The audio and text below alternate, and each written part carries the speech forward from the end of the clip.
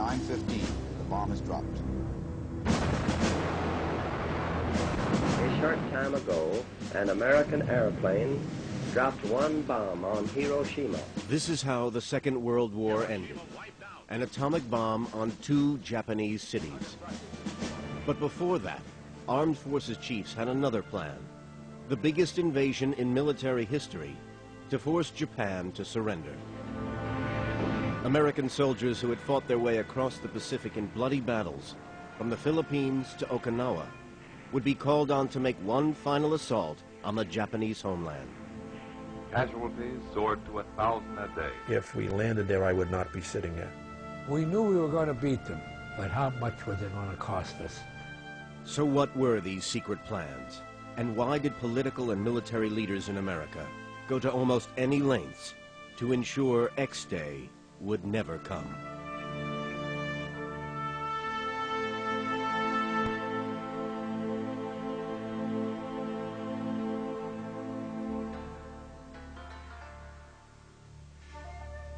On the afternoon of June 18, 1945, President Harry Truman called a meeting at the White House of his closest political and military advisors. The previous day, Truman wrote in his diary that he was approaching his hardest decision to date. "I have to decide Japanese strategy," he said. "Shall we invade proper, or shall we bomb and blockade?"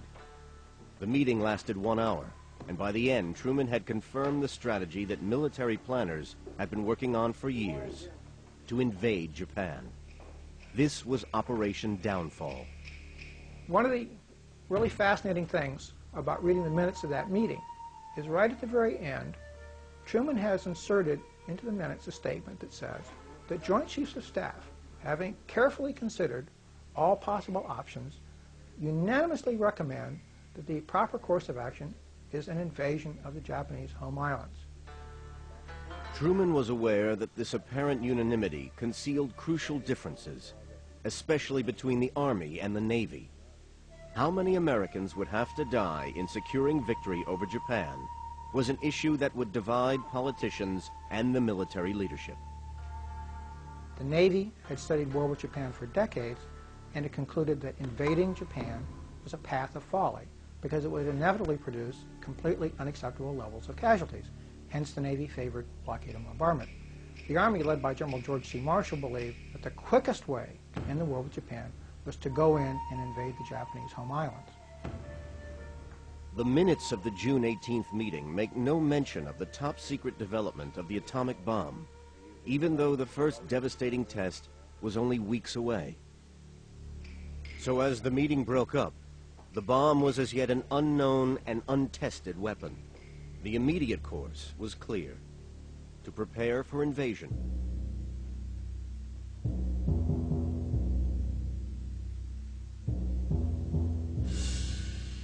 The start of the war against Japan came on a Sunday morning in December 1941, in the middle of the Pacific. Pearl Harbor was not out of the blue. The American government, at least, was aware that they were in a very dangerous moment. The problem was that they could not believe the Japanese would attack Pearl Harbor. As the Japanese fleet headed into the Pacific, diplomats from America and Japan were trying to head off a crisis provoked by the Japanese occupation of China. In its advance into Manchuria, the Japanese army had committed the most heinous atrocities against the local civilian population. America and its allies were determined to end this occupation. By the end of 1941, every diplomatic effort was being made to avert war. Just 2 weeks before Pearl Harbor, America had set out its terms for a peaceful settlement. The government of the United States and the government of Japan have been carrying on conversations for the settlement of questions relating to the entire Pacific area. There is a memorandum that the United States presents to Japan, which was not meant to be an ultimatum, but because it did demand that Japan evacuate from China, the Japanese side, the military anyway in Japan, interpreted that as an ultimatum. And so they would not negotiate further, and war appeared to be the only course. Indeed, the Japanese military were already preparing for just such an eventuality. In a time of diplomacy, when their ambassador and special representative were going to the White House and still discussing ways of avoiding war, the Japanese Navy was coming across the Pacific stealthily to attack Americans. If Japan could somehow strike an initial blow, like the Pearl Harbor attack, then that might so demoralize the Americans. That might be such a shock that they would lose their willpower. But of course, this had the opposite effect. Rather than demoralizing the Americans, really disturbed them, made them angry, determined, unified, and so on. So it's a failure of reading, understanding American psychology. In the first wave, nearly 200 Japanese planes attacked the U.S. Navy in Pearl Harbor.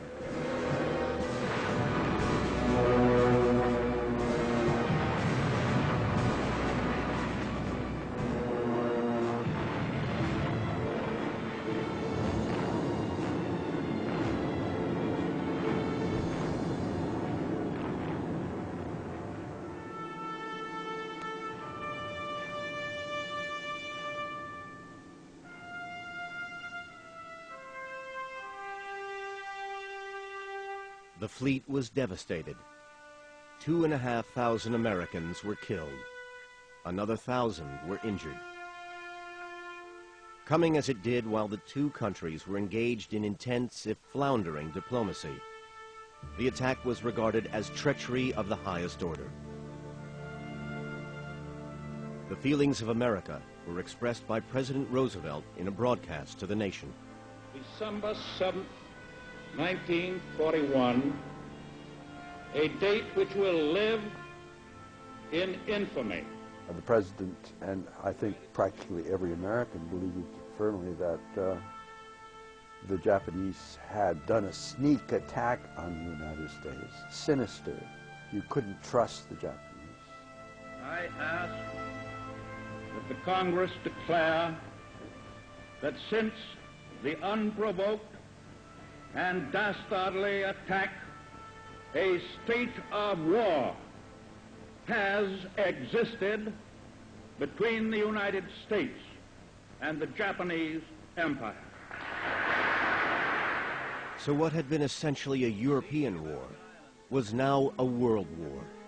Winston Churchill and his chiefs of staff met Roosevelt and the U.S. military to work out a new joint strategy for victory against Germany and Japan. The Allies agreed that victory in Europe was the priority. Only when that was achieved could the focus turn to the Pacific. But in the summer of 1942, Japan controlled the entire Western Pacific, as well as the Philippines, Indochina, Burma, Malaya, and much of China. What became clear to the Allies after Pearl Harbor was that a lasting peace required much more than the defeat of Japan on the battlefield. The objective of the United States was to ensure that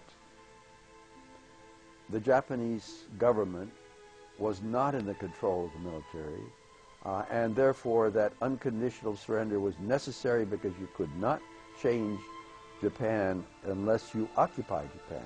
And you couldn't occupy Japan unless you had unconditional surrender.